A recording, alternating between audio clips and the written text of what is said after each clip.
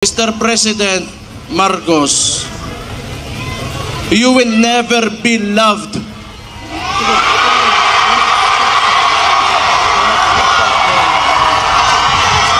Especially to us who are calling out Rudy Duterte's name, you will never be loved, Mr. Marcos. Taga-suporta ni dating Pangulong Rodrigo Duterte ang sama-samang nakiisa sa Solidarity Walk kahapon. Hindi mapigilang maging emosyonal ni Davao City Mayor Baste Duterte kahapon sa pagdiriwang ng ika-88 anibersaryo ng Araw ng Davao. Ito ay dahil sa umano'y iligal na pag-aresto sa kanyang ama at pagharap nito sa ICC sa Netherlands. Tinuod lang, sukad nga giaresto ako amahan illegally. Wag yung ko kasabot sa kong gibati. It has been a roller coaster of emotions for me sa tinuod lang. But every time makita na ko suporta ninyo, makusgan yung ko. Salamat kayo. Sinamantala rin ni Mayor Baste ang pagkakataong maharap ang mga Davaoenyo dahil ito na aniya ang kanyang huling araw ng Davao sa kanyang termino sa pagkaalkalde. Binatikos ng alkalde ang Marcos administration at mariing sinabi na hindi aniya makakaranas ng pagmamahal si PBBM gaya ng pinakitang pagmamahal ng bayan sa kanyang ama. Mr. President Marcos, you will never be loved.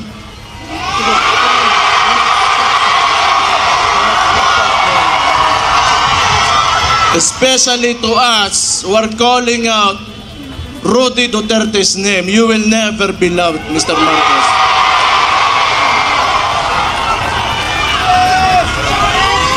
We will stand up and we will fight back. Dagdag pa nito ang mga Duterte aniya ang tumulong kay Pangulong Marcos Jr. na maupo bilang presidente at sa pagpapalibing kay former President Marcos Sr. sa libingan ng mga bayani. Huwag yung kay utang kabubuton. Ang imong amahan, gipalobong sa akong amahan, pero akong amahan, gipapreso nimo puta.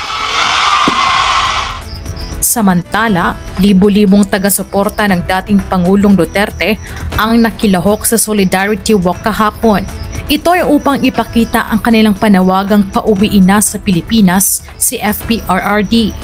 Bukod dito, nagsagawa din ng peaceful rally sa labas ng bansa kahapon sa Finland, Korea, Australia, New Zealand, London, Malaysia at Dubai.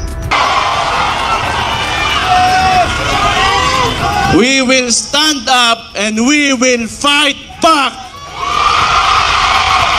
Dagdag pa nito ang mga Duterte aniya ang tumulong kay Pangulong Marcos Jr. na maupo bilang presidente at sa pagpapalibing kay former President Marcos Sr. sa libingan ng mga bayani. Huwag yung kay utang kabubuton. Ang imong amahan, gipalobong sa akong amahan, pero akong amahan, gipapreso nimo puta. Samantala, libo-libong taga-suporta ng dating Pangulong Duterte ang nakilahok sa Solidarity Walk kahapon. Ito ay upang ipakita ang kanilang panawagang pauwiin na sa Pilipinas si FPRRD.